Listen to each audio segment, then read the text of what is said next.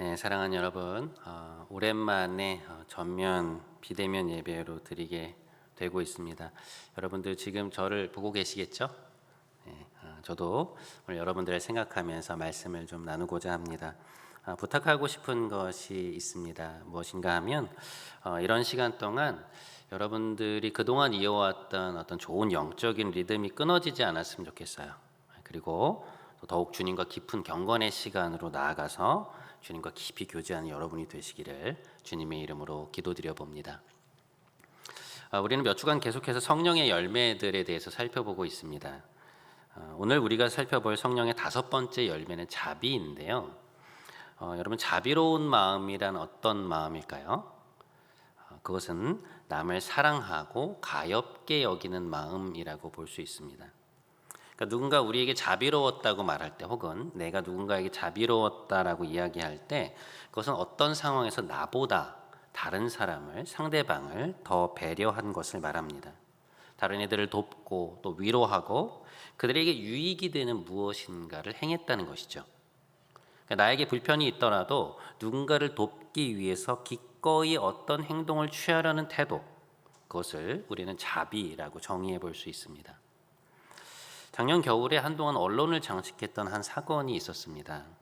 눈이 펑펑 내리던 1월의 어느 날 따뜻한 커피 한 잔을 부탁하던 한 노숙자분에게 자신이 입고 있던 외투와 끼고 있던 장갑을 벗어드리고 거기에 5만 원권 지폐 한 장을 그분의 손에 쥐어드리고 충청걸음으로 사라졌던 어떤 분에 대한 그런 사진과 기사가 며칠 동안 언론을 장식했었죠. 사실 입고 있던 외투가 값싼 것이 아니었을 것이고, 또 외투와 장갑을 벗어주고 나면 또 본인도 꽤나 추운 상황 아니었겠습니까? 근데 돈만 쥐어드릴 수 있는 그런 상황에서 그런 행동을 하는 것은 한마디로 자비의 행동이었다고 볼 수 있습니다. 그 사람의 처지에 서서 그의 유익을 위해 나의 불편을 기꺼이 감수한 것입니다. 작년과 올해 저희는 대구 지역에 있는 어린 아이들을, 어려운 아동들을 돕는 일을 했습니다. 작년에는 1,000만 원, 올해는 1,600만 원 정도 상당의 돈을 각각 30가정과 20가정에 있는 아동들에게 도왔죠. 여러분 모두가 정말 기꺼운 마음으로 참여를 해주셨어요. 사실 저희 공동체 멤버들의 수가 결코 적지 않고, 그것이 저희의 힘만으로 된 것이 아니었겠지만 그걸 감안하더라도 굉장히 많은 액수의 돈이 모였습니다. 어떻게 그런 일이 가능했을까? 저는 하나님께서 우리에게 자비의 마음을 부어주셨기 때문이 아니었나라는 생각을 하게 돼요. 사실 여러분, 그 돈 우리 자신을 위해서 충분히 쓸 수 있는 것 아니었겠습니까? 평소에 아까워서 먹지 못하던 음식, 그 돈이면 정말 마음껏 한 번은 먹을 수 있고, 또 여러 가지 나의 즐거움들을 위해서 충분히 쓸 수 있었던 돈인데, 그걸 아껴서 얼굴도 모르는 또 다른 지역에 있는 아이들을 돕는데 기꺼이 내놓았던 것이죠. 자비의 마음에서 나온 행동이라고 볼 수 있습니다. 이 자비라는 것이 비단 경제적으로 어려운 사람들을 돕는다는 의미에서만 쓰이는 것은 아니죠. 도움이 필요한 상황이 있을 때 기꺼이 나의 시간과 에너지를 할애해서 도움을 줄 때 그 사람은 상대방에게 자비를 베푸는 것입니다. 혼자 이사를 해야 하는 친구의 사정을 듣고 수업을 빼거나 혹은 월차를 내서 함께 이사를 해주는 어떤 친구의 모습, 또 드리는 시간과 노력에 비해서 너무나 사소한 일임에도 불구하고 거기에 기꺼이 시간을 쏘아주는 이들, 그리고 아직 우리말이 서툰 어떤 외국인 친구에게 노트를 공유하면서 함께 시험 준비를 해나가는 누군가의 모습, 이 모든 것이 우리가 자비라고 부를 수 있는 일들입니다. 그런 의미에서 자비는 우리가 어떤 보상을 바라지 않고 행하는 일을 말해요. 사실 자비를 베풀기 위해서 우리는 보상은커녕 우리 편에서의 대가를 치러야만 합니다. 그러니까 내가 겪어야 되는 손해와 불편이 있는 것이죠. 그럼에도 그것에 대한 보상을 바라지 않는 마음이 바로 자비의 마음이라고 볼 수 있어요. 성경에서 자비는요, 누군가에게 무엇인가를 후히 베풀어주는 행동과 관련이 있습니다. 그러니까 다른 사람의 유익을 위해서 뭔가를 후하게 베풀어주는 것을 말해요. 이 대표적인 예가 마태복음 20장에 나오는 포도원 주인에 대한 비유인데요. 이제 거기서 예수님은 사람들을 고용해서 자신의 포도원에서 일하게 한 포도원 주인에 대해서 말씀하십니다. 이제 어떤 사람들이 하루 종일 그 포도원에서 일하고 거기에 해당한 하루치의 임금을 받습니다. 그런데 또 다른 어떤 이들은 일이 끝나기 전에 마지막 1시간 혹은 2시간을 와서 일했는데 그들과 똑같이 하루의 임금을 주인이 지급한 거예요. 그때 그들보다 먼저 와서 일했던 그 근로자들이 주인에게 가서 불만을 표시합니다. 공평치가 않다는 것이죠. 아니, 왜 저들은 우리보다 적은 시간을 일했는데 똑같은 돈을 받냐는 것이었습니다. 그때 포도원 주인이 그들에게 하는 말이 있습니다. 이렇게 얘기를 해요. 당신들은 애초에 나와 그 금액을 받기로 약속하고 일하기 시작한 것이 아니냐. 그리고 그 노동의 대가에 대해서 지급된 그 돈의 액수는 결코 적은 돈이 아니고 그렇기 때문에 나는 잘못한 것이 없다. 약속을 지킨 것이다. 그러나 내가 내 돈을 가지고 후하게 베풀기로 작정했다고 해서 왜 시기하느냐? 나는 잘못한 것이 없다라고 그렇게 대답을 해요. 여러분, 그날 그 일이 끝날 때쯤에 와서 그 사람들이 고용된 것은 그들의 잘못이 아니었습니다. 성경을 살펴보면 알 수 있지만 그들은 다른 사람들에게 선택되지 못하고 하루 종일을 기다리던 사람들이었어요. 그러니까 그들도 부양해야 될 가족들이 있었고 먼저 온 사람들과 마찬가지로 하루치의 임금을 받아야만 가족들을 먹여 살릴 수 있는 사람들이었습니다. 그런데 이제 육체적으로 좀 연약해 보인 탓에 고용되지 못하고 있었던 그들을 이 포도원 주인이 막판에 가서 데리고 온 것이죠. 그리고 일을 하도록 하고 가족들이 먹을 음식을 사기 위한 하루치의 임금을 동일하게 지급해 준 것이었습니다. 그들의 필요를 보고 거기에 대해서 선을 베풀기로, 후히 베풀기로 작정을 한 것이죠. 그러니까 나중에 온 이들에게 자비를 베푼 것입니다. 이 주인의 행동을 살펴보면 어떻게 이렇게 할 수 있을까라는 생각이 들어요. 그러니까 미루어 짐작해 보건대 그는 아마도 평소에도 자비를 베푸는 사람이었음에 틀림이 없습니다. 왜냐하면 그렇지 않고서 이런 행동을 할 수가 없는 것이죠.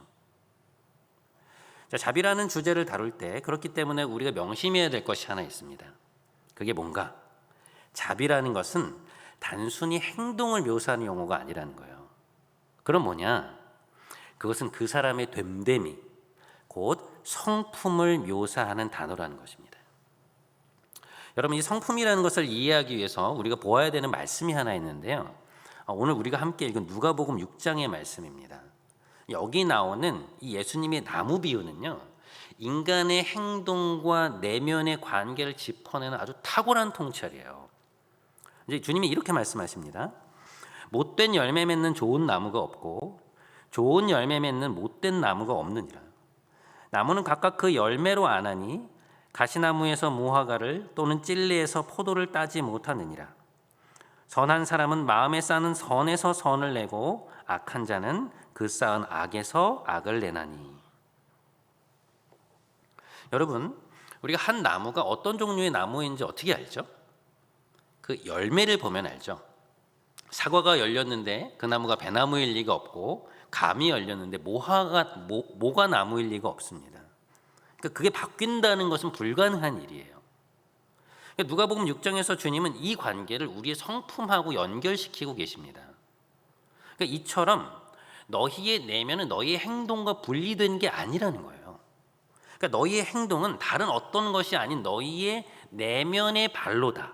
주님께서 이렇게 말씀하고 계시는 것입니다. 다시 말해서 자비로운 행동을 하는 사람은 어떻게 그 행동을 하는 것이냐? 자비의 성품이 그 사람의 내면 안에 있기 때문에, 그러니까 그 사람이 자비로운 사람이기 때문에 다른 이의 유익을 향한 방향으로 움직이게 된다는 것이죠. 나의 손해와 불편함을 무릅쓰고 다른 이를 친절하게 대한다는 것, 그들에게 선한 일을 하는 것, 여러분 쉬운 일인가요? 그렇지 않아요. 결코 쉬운 일이 아닙니다. 그 사람의 성품이 그렇지 않은데 그런 자비의 행동이 갑작스럽게 나오기는 어렵다는 거예요. 이런 관계를 잘 보여주는 우리 옛 속담에 이런 말이 있죠. 집에서 새는 바가지 밖에서도 샌다. 그러니까 이것은 성품과 행동의 관계를 정확히 보여주고 있는 말인데요. 여러분, 가정 안에서, 교회 공동체 안에서 다른 이를 배려하지 않는 사람이 캠퍼스나 일터에 가서 그런 모습을 보일 리 만무합니다. 지금 여기에서 내가 손해보거나 희생하기보다 늘 내 것을 먼저 챙기는 사람이 다른 공동체에 간다고 해서 갑자기 다른 사람들을 먼저 생각할 리 없죠. 만약에 그런 행동을 보인다면 그것은 그 사람이 어느 정도 자신에게 이득이 되기 때문에 계산된 행동일 겁니다. 자, 그런 의미에서 자비라고 하는 이 덕목이 성령의 열매라고 하는 것은 무슨 뜻일까요? 그러니까 자비라고 하는 성품이 성령의 도우심을 통해서 맺어지는 열매라는 것은 무슨 의미인가? 이 덕목이 우리 내면의 자연스러운 본성이 아니라는 거예요. 여러분, 인간은 기본적으로 이기적이죠. 그러니까 나의 불편함과 손해를 넘어서 다른 사람의 유익을 위한 방향으로 저절로 움직이지 않아요. 그러니까 돈이 생겼을 때 이걸로 뭘 살까, 뭘 하면 좋을까라는 생각들이 먼저 떠오르지, 이걸 가지고 누굴 돕지, 내 도움을 필요하는 그 사람 누가 있었지, 이런 생각을 하는 경우는 쉽지 않습니다. 아주 드뭅니다. 또 일주일간 우리의 삶을 여러분 한번 생각해 보세요. 우리 생각이 대부분이 어디에 향해 있었습니까? 내 진로, 내 즐거움, 내 건강, 또 내 일, 내 약속, 거의 대부분 나 자신을 위한 것들이었죠. 나에게 특별한 보상을 해줄 수 없는 어떤 사람의 유익을 위해서 내가 뭘 할 수 있을까? 이런 생각을 자연스럽게 하기는 쉽지 않습니다. 굉장히 의식적으로 애를 써야 가능한 일이에요. 자, 우리가 이기적인 존재라는 증거들은 또 무엇이 있습니까? 이런 것들이 있죠. 나에게 잘못한 사람은 싫고 나에게 잘해주는 사람은 좋은 것. 여러분, 이거 자연스러운 반응 아닌가요? 나를 싫어하는 눈빛을 보내는 사람, 나에게 기분 나쁜 말을 톡톡 쏘아대는 사람을 좋아할 사람이 어디 있어요? 그런 사람이 공경에 처하면 우리 안에 기꺼이 돕고자 하는 마음이 듭니까? 그렇지 않죠. 평소에 그렇게 하더니 결국에는 대가를 치르는구나, 이런 생각이 들지 않겠습니까? 그런 점에서 자비는 우리의 어떤 기본적 품성에서 뿜어져 나오는 덕목이 아니고요, 성령의 도우심 아래서만 맺어질 수 있는 열매예요. 그러니까 이런 의미에서 그것이 성령의 열매라는 것이죠. 자, 그렇다면 우리가 이런 자비를 어떻게 행할 수 있을까요? 우리의 본성과는 다른 이 자비라는 열매가 우리 안에 어떻게 맺어질 수 있을까? 우리가 어떻게 맺어갈 수 있을까? 그것은 오직 성령의 능력과 도우심만으로 가능한 일입니다. 자, 그러면 성령님께서는 우리를 어떻게 도우시는가? 그러한 자비의 행위를 우리가 경험하게 하시고요, 그 행동이 우리 내면에 깊이 감화가 되게 하십니다. 이게 진정한 자비로구나. 우리가 그것에 대해서 감동하게 하시고 자비에 대한 의식이 생기게 하시고 그것을 행해야겠다는 마음을 불러일으켜 세워주시는 것입니다. 그러면 그것을 누구로부터 경험케 하시고 누구로부터 배우게 하실까요? 하나님이시죠. 여러분, 구약은 하나님의 자비하심에 대해 굉장히 상당히 많은 언급들을 하고 있는데요, 자비라는 말은 히브리어로 헤세드라고 하는 말이에요. 이것은 누군가를 위한 사려 깊은 사랑을 보여주는, 무언가 이 적극적인 행동을 의미하는 그러한 단어입니다. 하나님이 우리의 필요에 대해 세심한 주의를 기울이시는 것, 우리를 너그러운 사랑으로 대하시는 것, 우리의 유익을 위해 필요한 것을 후하게 공급하시는 그런 모습에 대한 묘사가 바로 이 헤세드라고 하는 단어예요. 예를 한번 들어볼게요. 우리가 잘 아는 시편 23편에 보면요, 다음과 같은 구절이 나옵니다. 여러분, 우리 한번 각자의 처소에서 한 목소리로 좀 읽어보겠습니다. 함께 읽겠습니다. 시작. 내 평생에 선하심과 인자하심이 반드시 나를 따르리니. 다윗의 이미지 속에서 하나님은 어떤 분이셨는가? 양떼를 보호하시고 그들의 필요를 채우심으로 그들을 자비롭게 대하시는 목자와 같은 분이었어요. 여러분, 진짜 목자들은요, 자기 양을 위해서 헌신하는 사람들입니다. 사무엘상 17장에 보면요, 다윗이 이제 골리앗과 싸우러 나가기 전에 자기를 걱정하는 사울 왕에게 자기가 목자였던 그 경험을 어떻게 목자의 경험을 수행했는지에 대해서 말하는 장면이 나와요.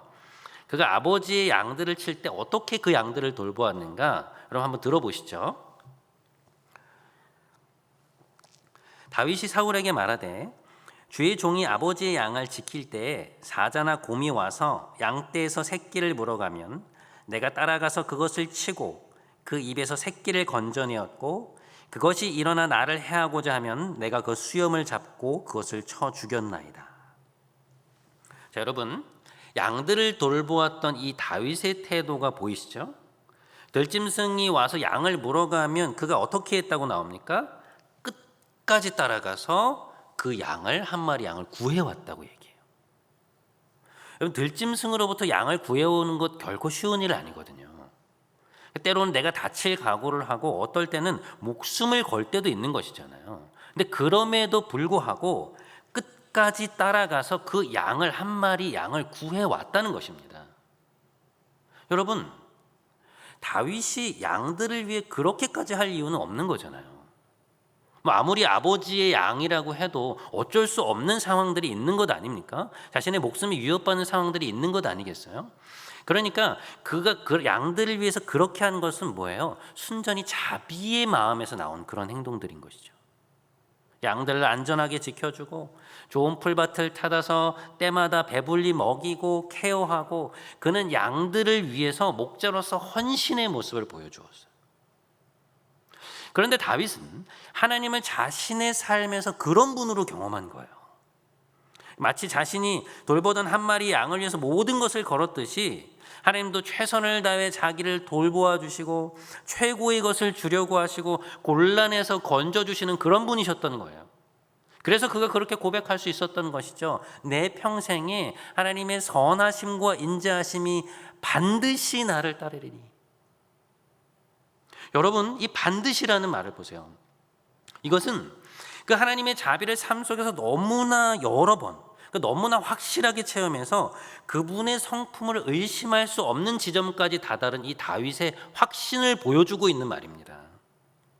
하나님은 자비로우신 분이기 때문에 내 삶에 어떤 일이 있어도 나를 향한 그분의 그 자비로운 태도가 변치 않을 것이라는 다윗의 확신이에요. 그것이 반드시라는 말 속에 들어가 있는 것입니다.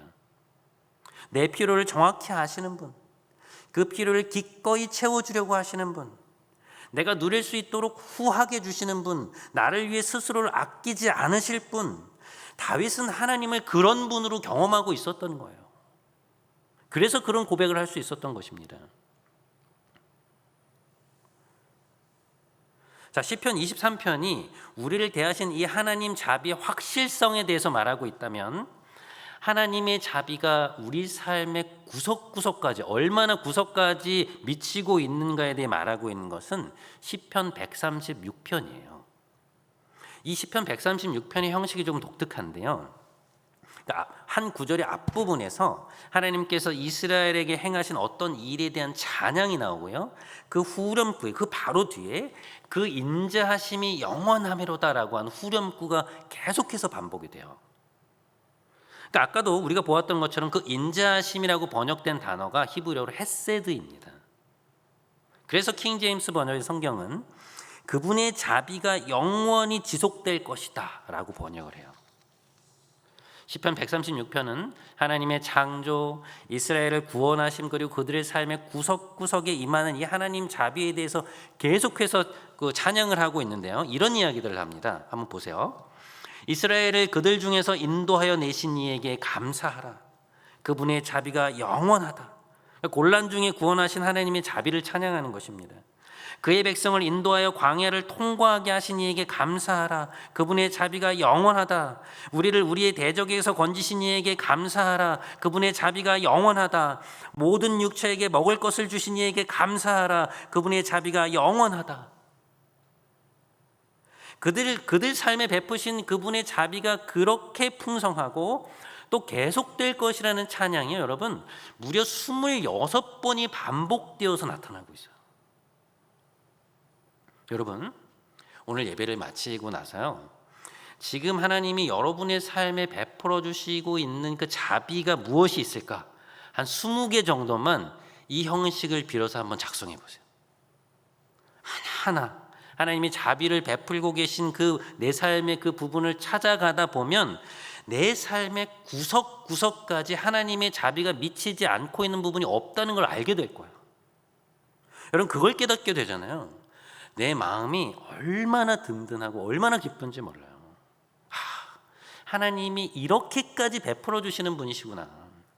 이렇게까지 기꺼이 우리의 필요를 돌보시는구나. 하나님 정말 선하시구나 하는 그런 생각을 하게 돼요. 여러분, 이렇게 되잖아요. 삶이 정말 풍성합니다. 여러분, 아까 포도원 밭 주인을 한번 기억해 보세요. 그는 1시간 정도밖에 일하지 않은 사람들에게도 부양해야 될 가족이 있다는 것을 알고 후하게 베풀어 줍니다. 아무리 부유하다고 해도 여러분, 자기가 손해를 보면서까지 그런 자비를 베푸는 고용주가 어디 있습니까? 예수님이 누구를 롤모델로 하신 걸까요? 성부 하나님이죠. 여러분, 하나님은 우리가 생각하는 것보다 훨씬 더 우리를 아끼고 사랑하세요. 우리에게 후하게 베풀어 주십니다. 왜냐하면 그것이 그분의 성품이기 때문에 그래요. 여러분의 인생 속에, 그리고 여러분의 삶 구석구석에 아낌없이 베푸시는 하나님 자비를 경험하게 되시기를 주님의 이름으로 축복드립니다. 자, 하지만 여러분, 자비에 대한 이야기는 여기가 끝이 아닙니다. 하나님의 자비, 우리를 향해 베풀어진 이 하나님의 자비는 어디까지 나아가는가? 그분의 자비는 얼마나 강력한가? 마태복음 5장에서 주님이 그 얘기를 우리에게 해주세요. 마태복음 5장 44절과 45절.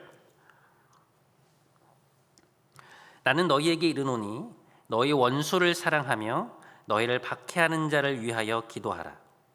이같이 한즉 하늘에 계신 너희 아버지의 자녀가 되리니 이는 하나님이 그 해를 악인과 선인에게 비추시며 비를 의로운 자와 불의한 자에게 내려주심이라.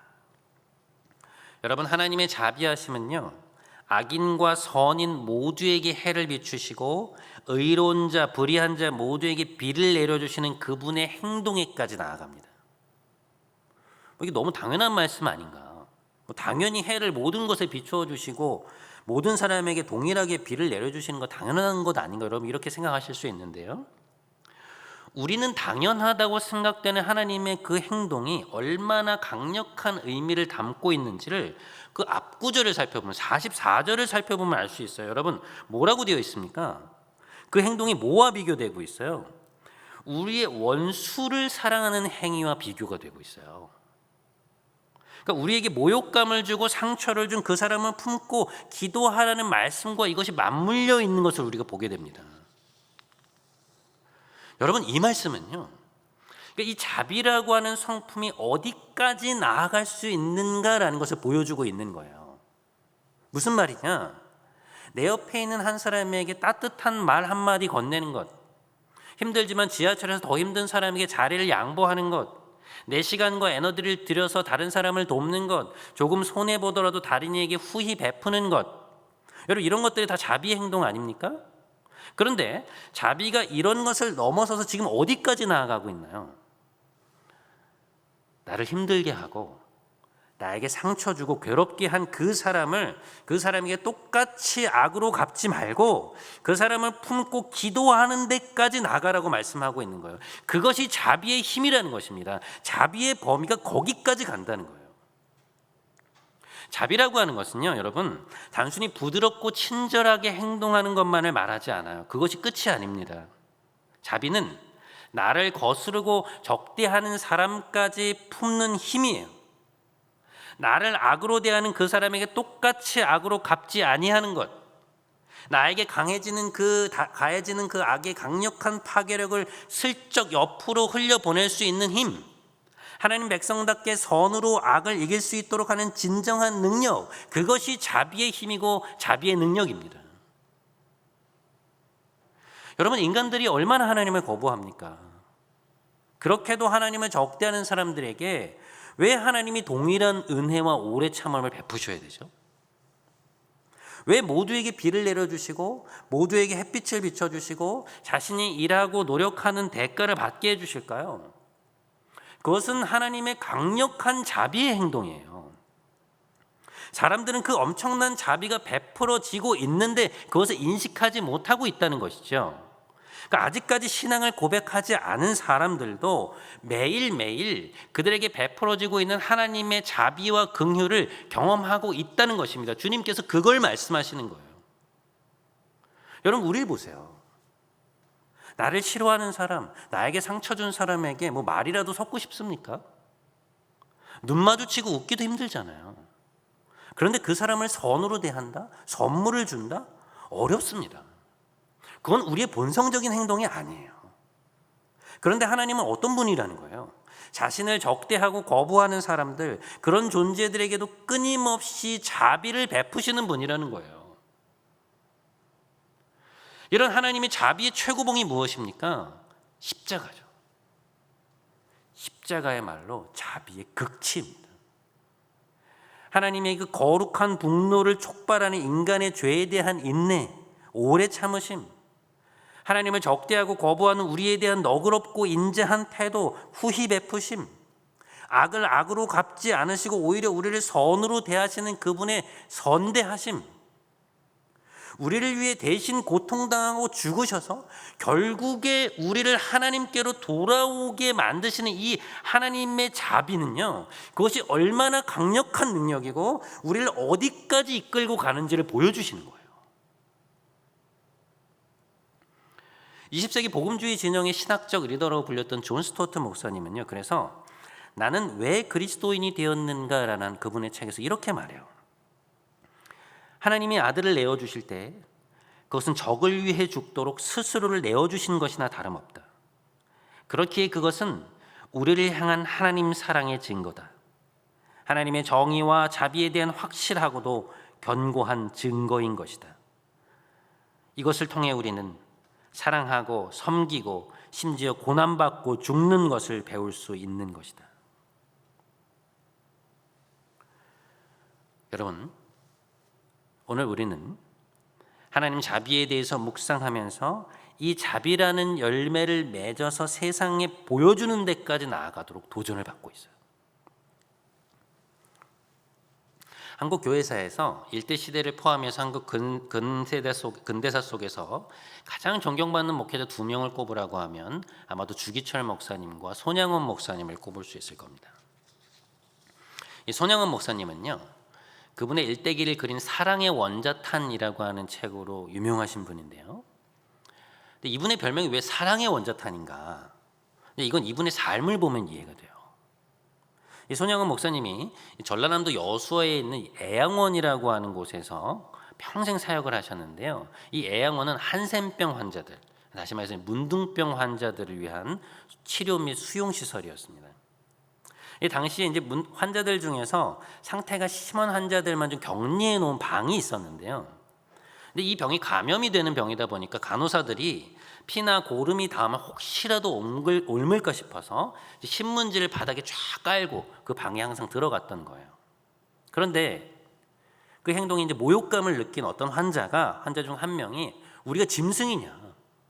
우리도 똑같은 사람이라고 외치면서 간호사를 공격해서 한 명이 목숨을 잃었던 그런 큰 사건이 있었습니다. 그런데 얼마 뒤에 손양원 목사님이 그 방에 있는 신문지를 다 치우고 맨발로 거기를 들어가신 거예요. 그리고 간호사를 공격했던 그 환자에게 다가가서 그를 위해 손을 얹고 기도하고 나서 그 환자의 상처를 입으로 직접 빨아서 고름을 빼냈던 그 일화가 아주 유명한 일화로 남아있어요. 그러니까 그 환자들의 상황으로 깊이 들어가서 그들을 이해하고 마음을 어루만지는 자비의 행동을 했던 것이죠. 자, 이런 자비의 행동이 그분의 인생에서 어디까지 확대가 되느냐? 자기의 자녀를 죽인 원수를 양자 삼는 데까지 나아가요. 1948년 10월에요. 여수 순천 지역에 여순 사건이라는 것이 일어납니다. 이승만 정부 시절에 남로당 소속의 군인 2명이 이제 주도해서 일어난 사건인데요. 거기에 당시 이제 좌익 계열 시민들이 가담하면서 이제 걷잡을 수 없는 폭력 사태로 번지게 돼요. 근데 그 과정에서 손양원 목사님의 첫째, 둘째 아들인 손동신 형제가 기독 학생의 몸을 담고 있었고 또 우익 사상을 가졌다는 이유로 공개 사살을 당하게 돼요. 그러니까 한 명은 성학으로 유학을 준비하고 있었고 또 한 명은 목회자가 될 준비를 하고 있었던 그 두 자녀를 졸지에 먼저 하나님의 품으로 보내게 된 것입니다. 여러분, 손양원 목사님의 마음이 얼마나 찢어지도록 아팠겠습니까? 10대 자녀들이에요. 어린 나이에 그래도 하나님을 너무나 잘 섬기고 있었고 이제 막 자신의 꿈을 펼치려고 하는 그 순간에 그런 일을 당했으니 부모로서 마음이 어땠겠어요? 나중에 이 모든 일이 정리되고 이 손 목사님의 자녀들을 죽인 주동자가 잡히게 되는데요. 누구였냐면 강철민이라고 하는 같은 학교의 동료 학생이었습니다. 기가 막힐 노릇이죠. 사람을 죽인 죄로 이제 반란죄로 이 친구가 이제 사형에 처하게 되었는데요. 그 놀라운 것이 뭐냐면요, 여러분. 손영원 목사님이 자기 자녀 둘을 준 이 강철민이라고 하는 이 친구를 각고의 노력 끝에 그 사형의 자리에서 구해내요. 그리고 어떻게 하는지 아세요? 죽은 두 아들 대신에 이 친구를 자기 양자로 삼습니다. 그리고는 목사님이 6.25 때 순교하시거든요. 그래서 6.25 때 순교하시기까지 우리 철민이 하시면서 이 데리고 다니셨던 것을 그 모습을 손 목사님의 딸인 그 손동희 권사님이 간증을 나중에 하게 됩니다. 여러분, 이것이 어떻게 사람의 본성으로 되는 얘기겠어요?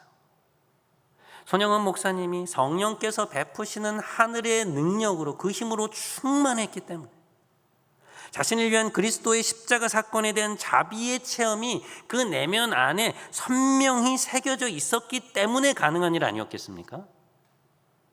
그랬기에 그가 보여준 그 자비의 열매가 수십 년이 지난 오늘 그와 같은 신앙의 길을 걸어가는 우리와 같은 신앙의 후배들에게 삶의 큰 도전으로 남는 것 아니겠어요?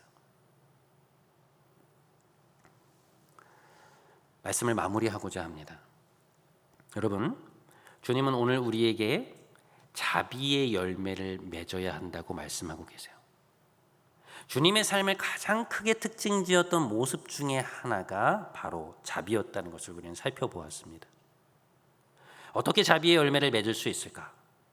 내 옆에 있는 이를 정성스럽게 대하는 것, 따뜻한 말 한마디, 배려의 말, 상처 주지 않는 말을 하는 것으로부터 우리는 시작할 수 있어요. 다른 이들을 조금씩 더 많이 생각하고 그들의 삶에 관심을 갖는 것, 그들에게 친절히 대하는 것, 그 사람을 위해 나의 불편이나 손해를 감수하는 것, 그들에게 필요한 도움을 주는 것, 이 모든 것이 자비의 실천이 될 수 있습니다. 사랑하는 여러분, 지금 이러한 시기일수록 우리 마음이 움츠러들고 우리 자신만을 생각하기가 쉬워요. 우리 이럴 때일수록 더욱 정신 차립시다.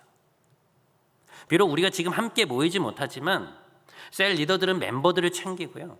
셀 멤버들끼리 서로 연락하고 문자를 주고받고 또 소그룹을 넘어서 공동체 형제 자매들에게, 생각나는 친구에게, 가족에게, 일터의 동료들에게 후히 베풀고 친절히 대하는 자비의 모습을 보여주는 여러분의 모습이 되기를 기도합니다. 특별히 우리를 힘들게 하는 사람들, 모난 사람들, 도대체 왜 그럴까 생각되는 이들에 대해서도 똑같이 아픈 말로 대하지 말고 긍휼히 여기는 마음으로, 자비의 마음으로 대합시다. 이번 한 주 여러분의 삶에서 만나는 이들에게 이 자비의 삶을 구체적으로 실천하는 여러분 모두가 되시기를 주님의 이름으로 간절히 축원드립니다.